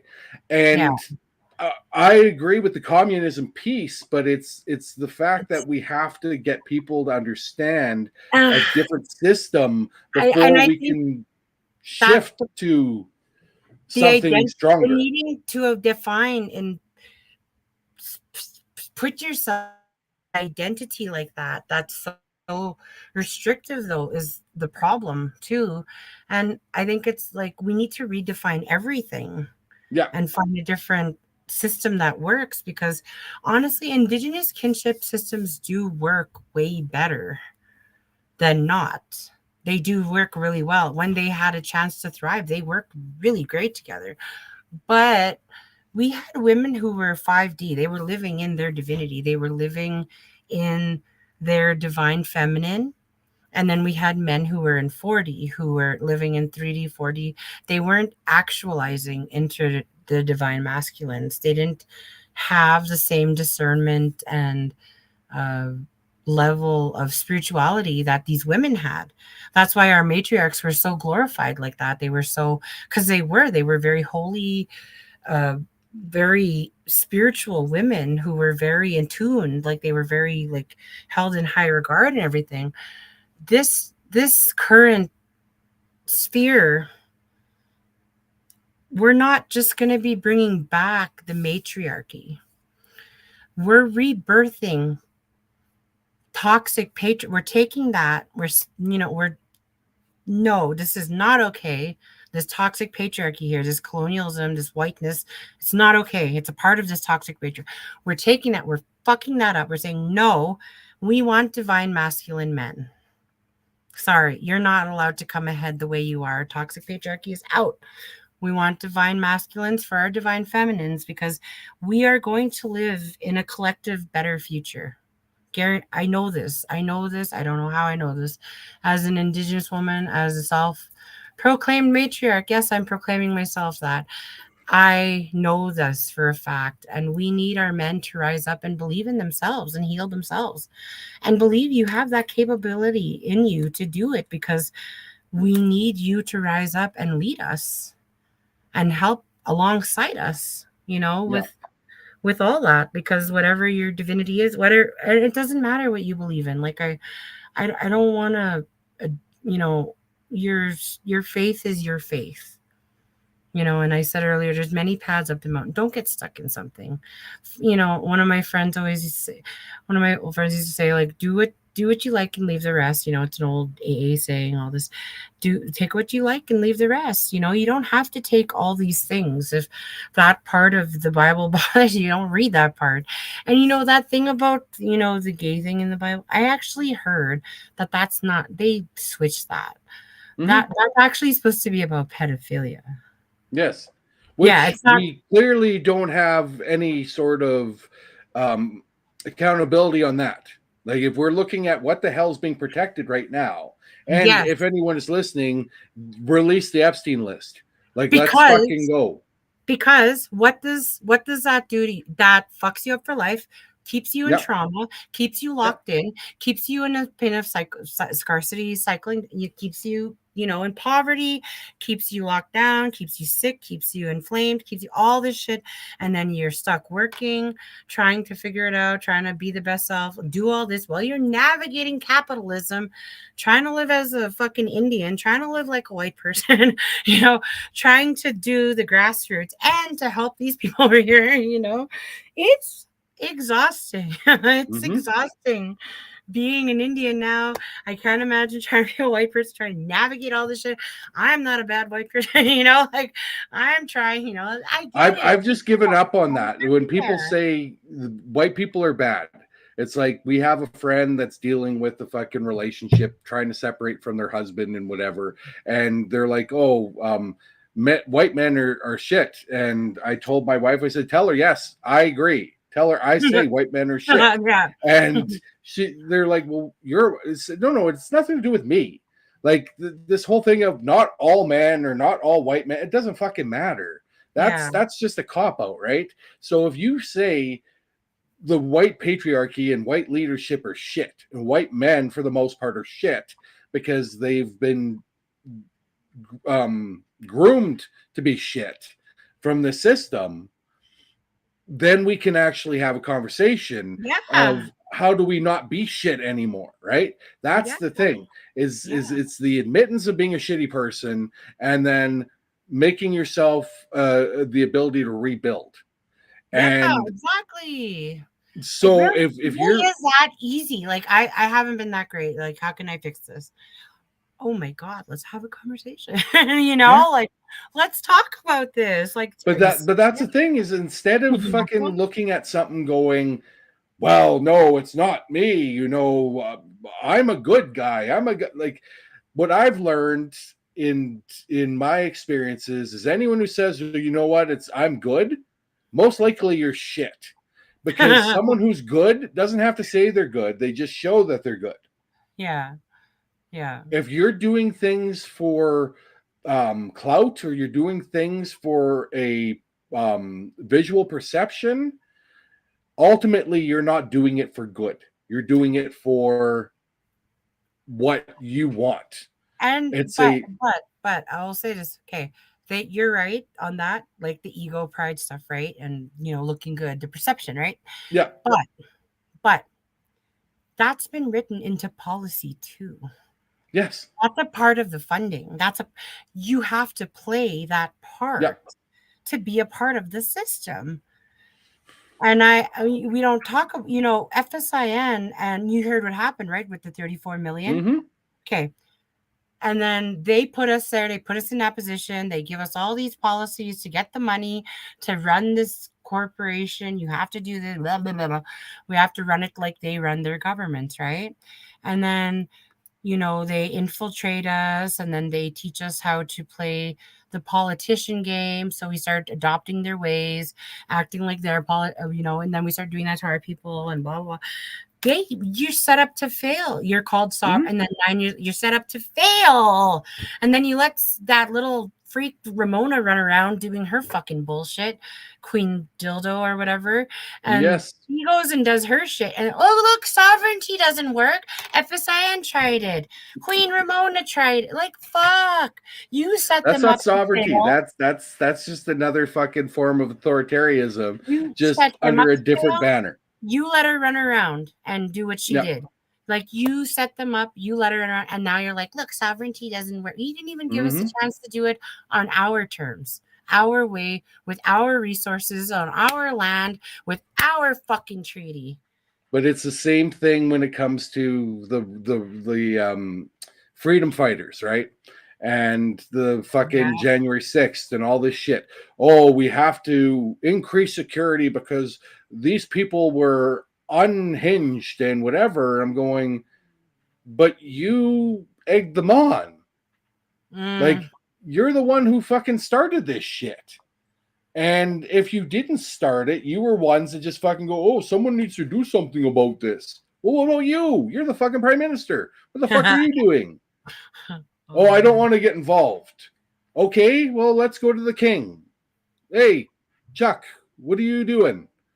Royal family doesn't get involved in politics. And then after that whole thing with the accounts, that was fucked up. Like, and then for them to come out with Bill C-5, like, they're just, you can't protest. You can't say no. You can't have any, you can't even come. It's all about control. Nope, it's not about the land. It's not about, nope. Like, it's just all about, and it's like, how are any of you guys okay with this? Well, and there was a bill, and I can't even remember because it's been fucking 3 years now, or 2 years, that fucking Trudeau passed.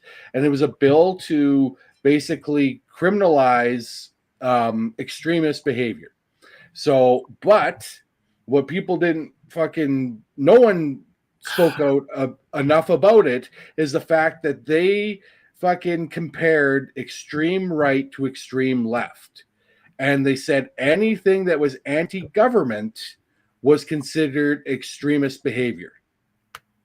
Okay, but if you're coming from, I'm a sovereign woman, I'm treaty. Yeah.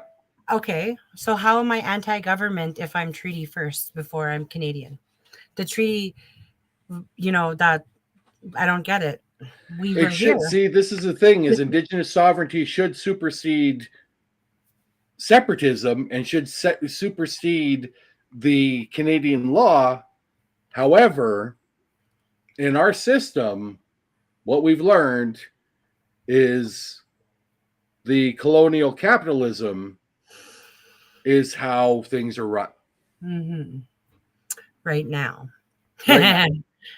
Well, and this is the thing. So when we're talking, like, we have people, like, they have the Revolution Party, I believe, is the one that's trying to come in. And I'm looking at stuff, and there's a lot of Marxist things, and like, you talk to the socialist, the Socialist Communist Party, and they're, oh, we want to do this, and I'm going, but you want to do a lot of teaching, a lot of fucking reading. I'm done reading.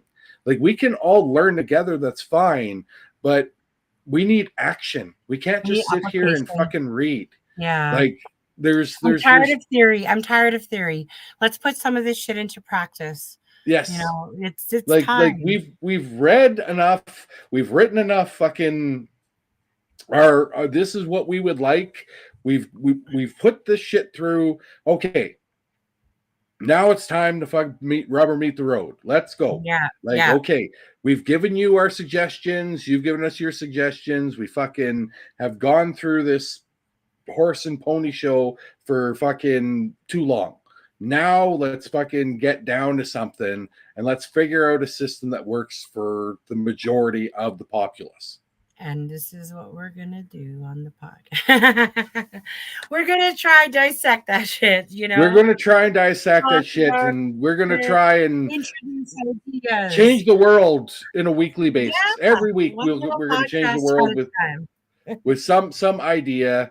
But it's just this whole thing of people, you need to understand, all of you that are listening or watching, the recorded broadcast is the fact that Shar and I are coming from a collaborative space.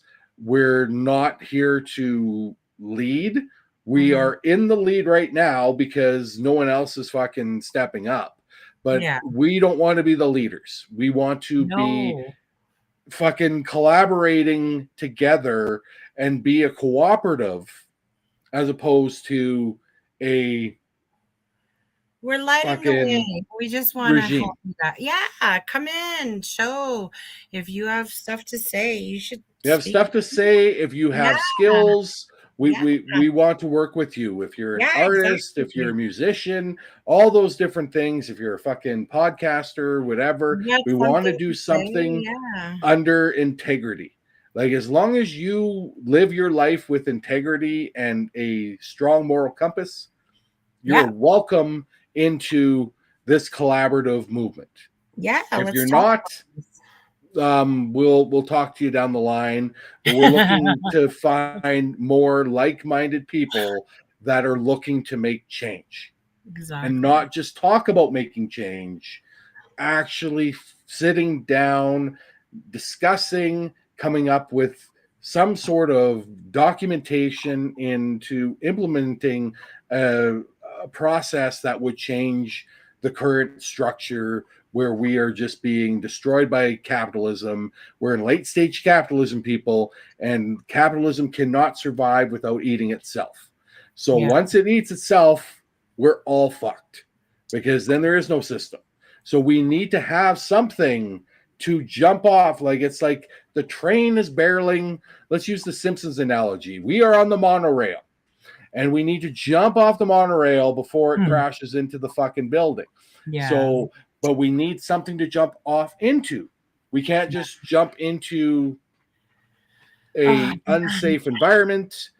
We need something. So we need to work on a parallel system to capitalism that doesn't exploit people. Do you know Fanon? Frantz Fanon?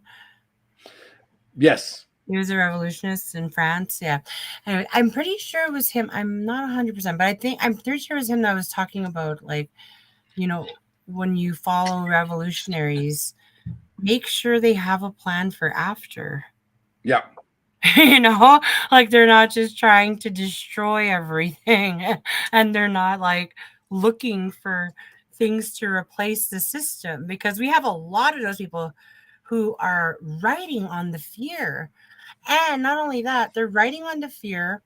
They're looking at the system. They might even be in the system and a part of it still. And then they're looking back at our systems, like our old systems, and they're like, bring back the old ways. And it's like, well, can you do that? Really? Like, we have all these white people here. We can't fucking force them to live like us. Like, they're sovereign people too. What the hell are you talking? Oh, we're gonna send them back to Europe. What are you talking about? Like, what are you gonna do? You're gonna send all these people back? You're gonna send them back on a Mayflower or what?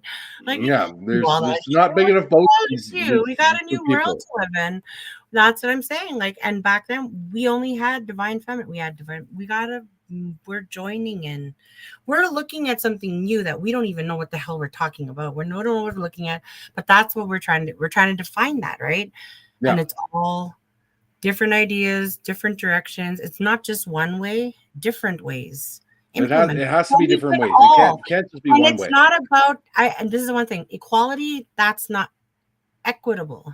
Yes, it's got to be equity. Yes. The quality is not, and it's got to be, like, as much as people don't like the term, it's got to be Jedi. So it's got to be justice, equity, diversity, and inclusion. Exactly. So, and you know what made me think of that? The Alaska thing. They need help. Yes. And we can't help them. But, no. And if we had something set up, we would automatically already fucking be there doing it. Yes. It would.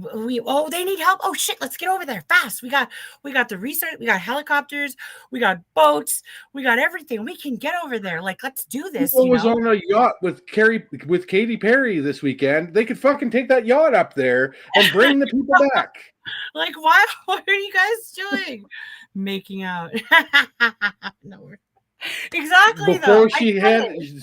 so I don't know if he's still on the yacht because she's now in London. I don't know if he followed her. We're not TMZ, so we're not going to be fucking covering that. But yes, that was the former Prime Minister of Canada, Yeah, it is tattoo. Justin Trudeau, following in Pierre's footsteps Yeah. of having a major celebrity relationship. Yeah. Yeah. Yeah. It makes that. It just the whole what is it? Oh, sorry. The there's just something the image. Yes. Yeah. The ego, pride, needing to be seen. I don't know what the fuck it is. The celebritydom. Like, come on, being. See, he could have just went and scooped the first lady because you know that she loves him. Actually, he could scoop the daughter because she loves him too. You look at any of the photos when they were meeting. There's just those like lusting eyes from the Trump family for this man. I don't see it. I mean, he's whatever. He's okay. but He yeah, is these pretty, women but just lusting for him. So oh god, after that that grade 8 that school photo of him doing blackface. blackface, I was like, oh Yeah. brother, like I cannot, brother, like no, yeah, you were cute until then. Yes. I saw that and I was like, fuck yeah, this guy's ugly. That was funny. Okay, I gotta stop now. This is so good. I'm glad we ended on a happy note. I needed that. Well, we're not quite over. If you want to stay, we've got NJ has just joined us. Oh my goodness, So is he here? Yeah, he is okay. here. I'm gonna mute myself. NJ, welcome. Don't say hello. I hope everyone's doing well. Thanks for having me back. It's been a little bit here. I apologize. Glad Hey, to no see worries. you again. Glad to see you again. I'm glad to see you as well, our fellow guest. Oh my gosh. So yeah. I guess I missed a little bit of what's going on, but you know what? This is amazing. We've been busy, as you can tell. I will talk more next time. But thanks for Yeah. having me back. I want to just say I am so excited. I'm so eager. I have so much energy. I'm looking forward to having more of these conversations every Tuesday. So thank you. And I missed you guys. Hey, we missed you too. Did you want to give an update on the search and what's going on up there? Yeah. I can't say anything. I've signed an NDA, so I can't share much. Okay. But the search is still ongoing. My wife and I have been going up as much as we possibly can, nonstop. Hence why we have not been home and have been absent, though we are still doing what we have to do. Good. That's all I can say. And as long as you and Brent are taking care of each other, that is the most important thing. And doing what you can up there. Oh yeah, she just looked at me. She's like, "Yeah, we're taking a break. We got to take care of our home fire." So yeah, 100%. So that is fantastic. Yes, and we're glad to have you back. We're glad to be back. We're in the discussion to add a secondary program. We are going to be Sovereignty in Saskatchewan. We haven't decided what day we're going to be Sovereignty in Saskatchewan, but it is coming as part of the Alberta Indigenous Alliance, the allegedly in Alberta, the Alberta Accountability Alliance, and everything is under a banner of solidarity with integrity. Yeah. Yeah, I'm loving that so much, and you know what? I am revved up, and ready to go. Let's go then. Do this. that is what I like to hear. Do this. And Do this. we're having a good time, and we don't want to cut things short, but we've been here for it's going to be 2 hours. So we've had a great conversation for 2 hours, and I'm going to let everyone have a break because I need to rest the voice, and Shar needs rest. We've been back and forth throughout the day, This is a good having great conversations. Yeah. But Awesome to hear. I see lots we of are good stuff in the future. Yeah. yes, 100%. Yeah, So, for Shar, last thing, how do people connect with you? You can find me on Facebook. I am Shar Leah. I used to run Angry Indigenous Woman, but I shut it down for my own purposes. That was my page. But I am starting, the Sovereignty in Saskatchewan podcast, and I'm sure I'll make a Facebook page, or maybe I'll just add it somehow so we can find it. I don't know. I'll figure something out there. We'll figure it out. Yeah, but just look me up on Facebook. I'm at Charlia. Maybe we can add it to the comments or something, whatever. You can find me on we can Facebook. add it into the info afterwards and make sure that people have that. And we will make sure that there is a Facebook page for Sovereignty in Saskatchewan, and we'll have merchandise for the Sovereignty in Saskatchewan, including that logo that we have there. People will be able to support the show and look good and stay warm and all sorts of other sovereign stuff.